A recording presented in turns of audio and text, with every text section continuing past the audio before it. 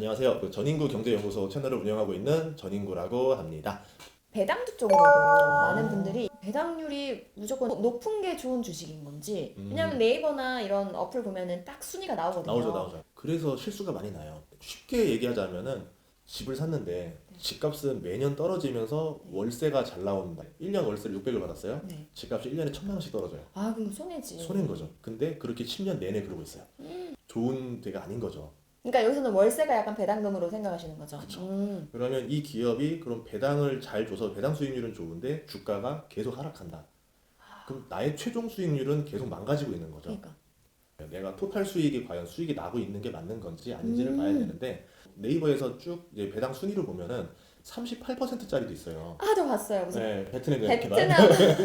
네, 아니, 근데 정치를 짜줄 수가 없던데? 펀드예요. 이제 일종의 이제 약간 ETF 같은 펀드 형태인데 어. 이제 어떤 거냐면 베트남에 있는 부동산 자산을 팔아서 아. 배당으로 주는 거예요. 이거를 수익이 나서 정리하는 형태가 아니라 그냥 내 살을 떼내가면서 주는 형태이기 때문에 그 배당 수익률과 주가 하락률을 비교해 보시면은 실제로 이득이 아니었다라는 걸 알 수 있죠. 주가가 오르면서 배당이 괜찮은 걸 사시면 돼요.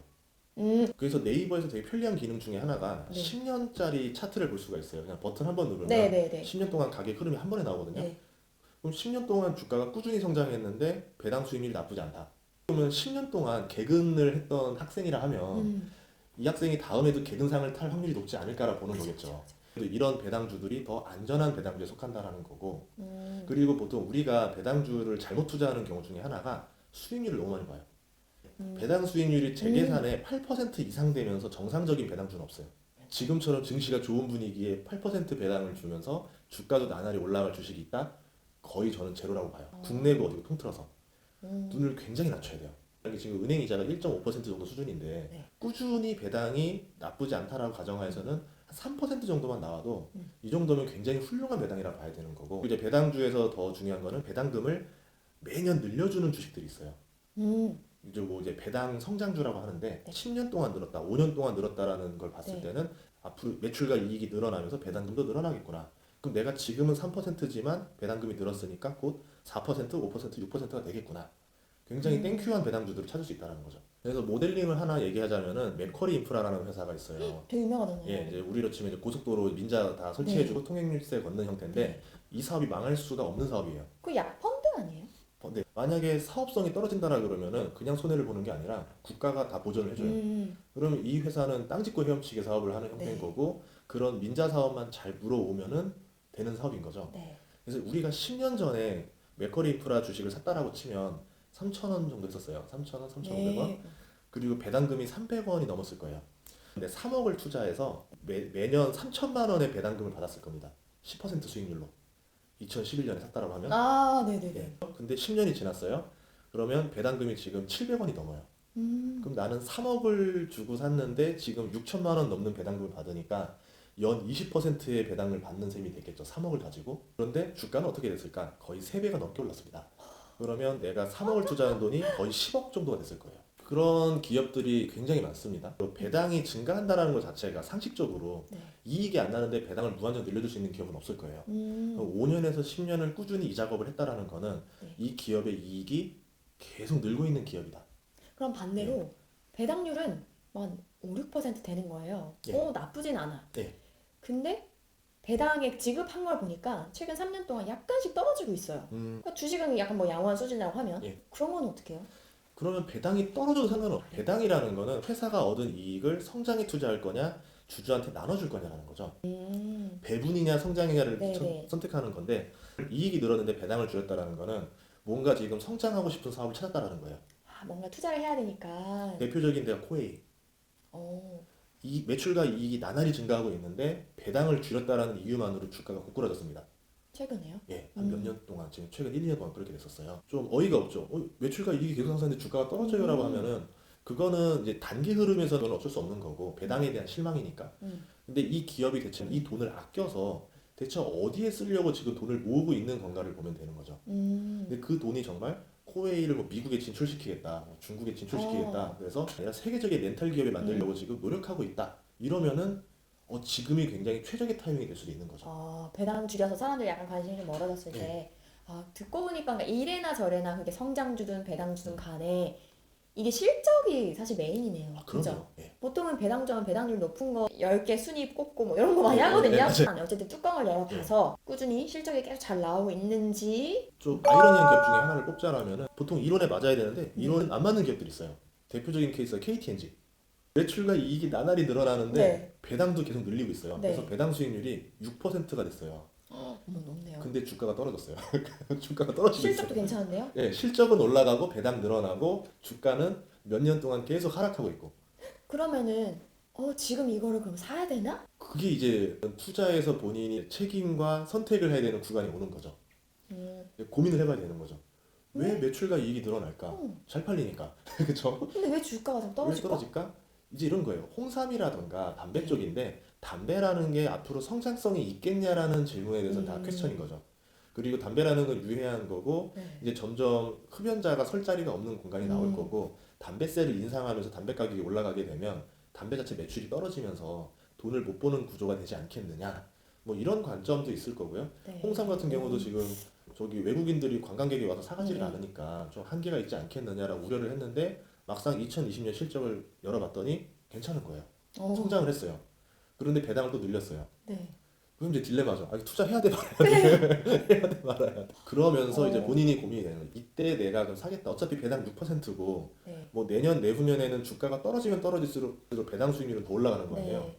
그럼 내년에 또 사면 7%. 뭐 근데 그게 약간 조사모사 아니에요? 그렇죠. 주가가 떨어지는 거 그쵸. 안 좋은 거니까. 근데 이제 이렇게 생각하는 거죠. 배당 수익률이 계속 나날이 올라가는 건 분명히 한계가 있을 것이다. 그리고 매출과 이익이 증가하면은 주가는 언젠간 결국 그거를 따라잡을 것이다. 라는 계산이 서면은 이제 이게 약간 중수의 영역.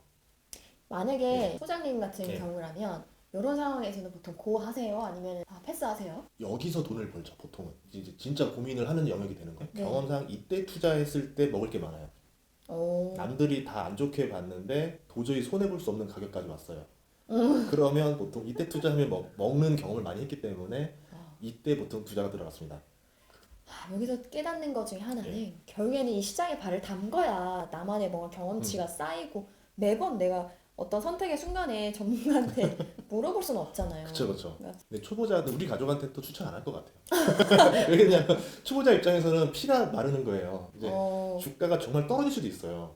담배 성장이 뚝 떨어지면서 예, 갑자기 매출이 다음에 완전히 꺾여버릴 수도 있는 거고. 근데 또 한편으로 그런 생각도 드는 게 그래서 결국에는 이 세상에서 담배를 피는 사람이 아예 사라질까? 예. 라고 생각하면은 그게 내 세대에서 일어날 수 있을까 또 모르잖아요. 사례를 봤을 때 담배값 인상했을 때마다 순간적으로 이제 담배 매출이 타격을 잠깐 받아요. 네. 하지만 결국 흡연자 수는 다시 돌아오더라고요.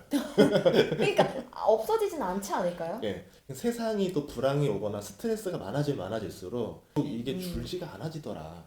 그럼 나중에 이제 관련 담배라든가 전자담배 쪽이 뭐 늘어나는 대체 형태로 넘어가든가 하겠지.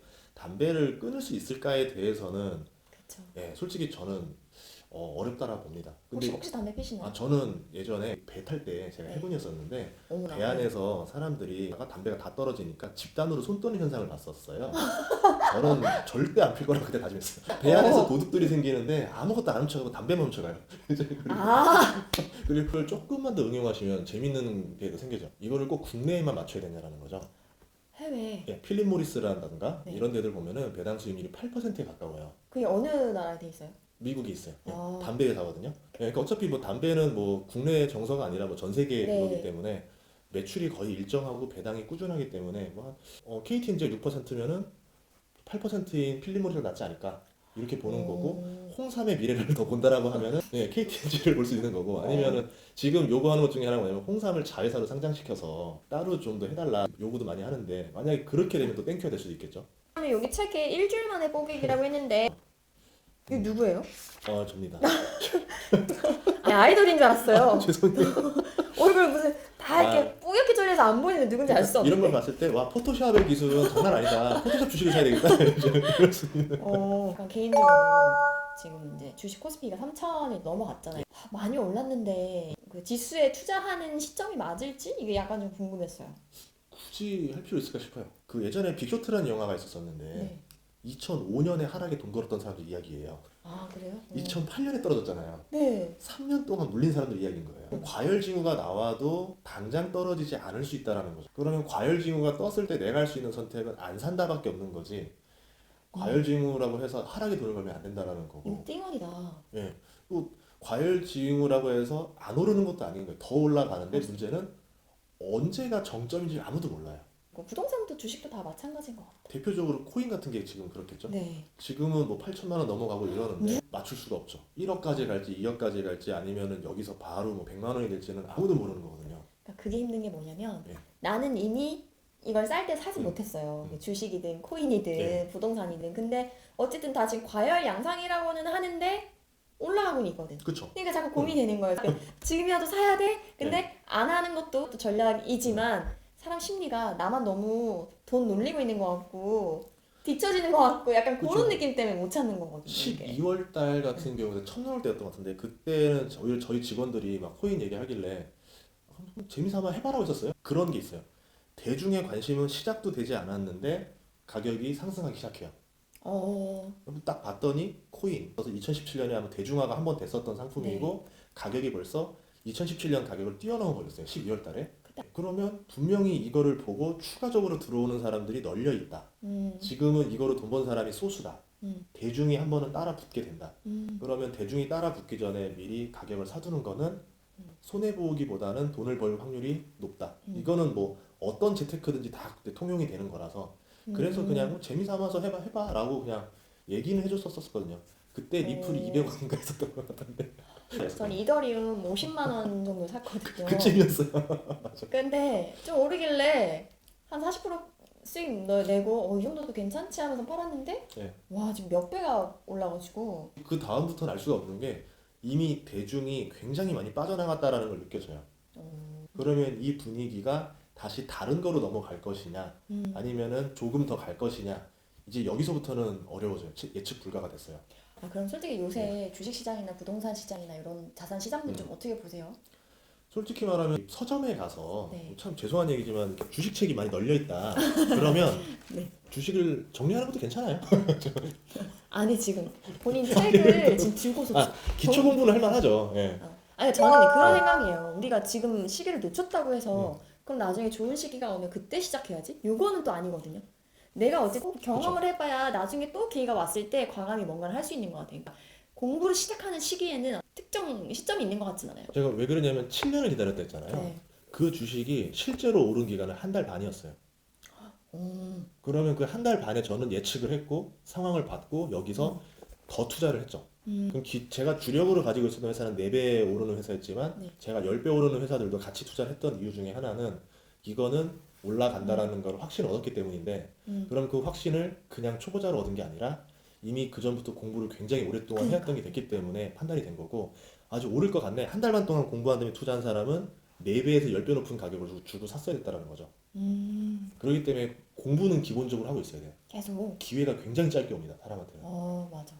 주식 이제 시작하시는 분들 아니면 하긴 하고 있는데 나만의 어떤 기준이나 좀 잘못된 정보로 인해서 자기만의 어떤 철학을 갖지 못하시는 분들도 계실 테니까 그럴 때는 이렇게 책 한번 참고해 보셔도 괜찮을 것 같고요. 자, 그럼 이쯤에서 아니 도대체 그래서 자산이 뭐 얼마나 많이 있길래 이렇게 막 조언을 해주면서 막 주식 투자가 어쩌고 저쩌고 하냐 이런 또 댓글 남길 수도 있거든요. 충분히 남길 수 있죠. 네. 그러니까 슈퍼개미는 아니에요. 슈퍼개미까지 바라지도 않는 사람이고 원래 꿈이 그거였었어요. 내가 평생 모을 돈을 딱 모은 다음에 그것도 과하지 않을 돈, 그냥 딱 쓰고 남기지 않을 수 있을 정도만큼 돈을 딱 모으고 나서 이제 평생 글 쓰는 게 꿈이었었어요. 문학을 쓰는 게. 그래요? 그래서 이제 그냥 그 정도의 돈이 모였어요. 자산을 계속 체크를 하다가 어느 순간부터는 자산 체크를 안 했어요. 이 숫자에 내가 점점 쫓기게 되다 보니까 수익률 압박을 받는 거예요. 네네. 펀드 매니저도 아닌데 내가 왜 수익률 압박을 받지? 이러면서 안 봐야겠다 하고서는 이제 현금 활동을 같이 하면서 투자를 같이 했었기 때문에 이러다 보니까 어느덧 보니까 돼버린 거예요. 평생을 꿈꾸던 목표 금액을 이미 지금 달성을 하셨던 거예요. 검소하게 적당하게 살면은 모을 정도는 된 것 같고 대부분 사람들은 자산 늘리는 거 자체고 자산 평가액으로 얼마 부자다라고 하는데 저는 결국 자산도 내가 한 달에 얼마씩 생활비를 쓸 수 있는 자산이냐가 굉장히 중요하다고 보거든요. 내가 쥐고 있는 돈이 있어야지. 그렇죠. 근데 그 금액만큼에 있어서는 굉장히 괜찮다고 생각을 하는 사람 중에 하나예요. 그러니까 내년쯤 되면은 장기 프로젝트를 하고 있는 게 있어서 그때 아주 공정한 검토를 받아서 아마 그냥 등록이 될 것 같아요. 자산가여서 막 이제 거리감 되고 연락 안 되고 막 저기 소장님 그래서 사람들이 이러는 거예요. 누구시죠? 너 선거 나가? 이러는 거예요.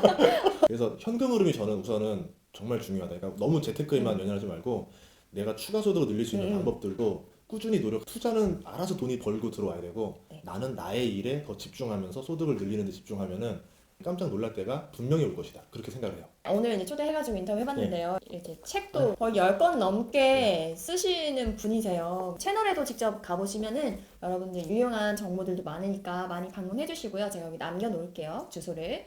돈 버는 방법은 정말 많아요. 정말 다양하더라고요. 제가 그 중에서 내가 제일 자신 있고 확률 높은 방법으로 벌면 되는 거지 남들이 하는 방법으로 굳이 따라할 필요는 없다라 생각하는 사람이에요. 내가 어떠한 강점이 있을까를 생각해 보시고 여러분에 맞는 투자법을 가져가시면 좋겠습니다. 저희가 오늘 준비한 컨텐츠는 여기까지고요. 저는 다음에 또 올게요. 여러분 부자 되세요. 안녕. 자, 되세요.